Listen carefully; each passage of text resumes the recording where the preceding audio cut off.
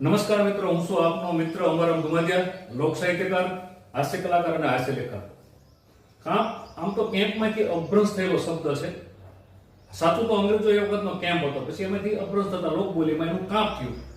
તો કે ટાવરના ટકોરે ઈ મારું કાપ, ટાવરના ટકોરે ઈ મારું કાપ, જળ રેવાથી નાય ઈ મારું કાપ, ચા વિના નો ચાલે ઈ મારું કાપ, સવાર પડે ચા જોઈ, સવારે છાપું વાંચે ઈ મારું કાપ, અને ગાંઠિયા કોઠાને ગાંઠે ઈ મારું કાપ, સમોસાને સ્વાદે ઈ મારું કાપ, અને ભજીયાના ભરોસે ઈ મારું કાપ, વળી પરોઠા પૂરી ને શાક ઈના સ્વાદે મારું કાપ, સકડા શેરને ગજવે ઈ મારું કાપ. 9-10 વાગે એટલે ગામડામાંથી બધા સકડા આવે, કારણ કે હટાણું કરવા આવે, અને ભોગાવે ભરપૂર ઈ મારું કાપ. ચોમાસું આવે ને ભોગાવવા ભરપૂર થઈ જાય, ગામ આખું ત્યાં જોવા જાય. રેલવે થી રૂડું ઈ મારું કામ, અને સાંજ સિંગ થી શોભે ઈ મારું કામ.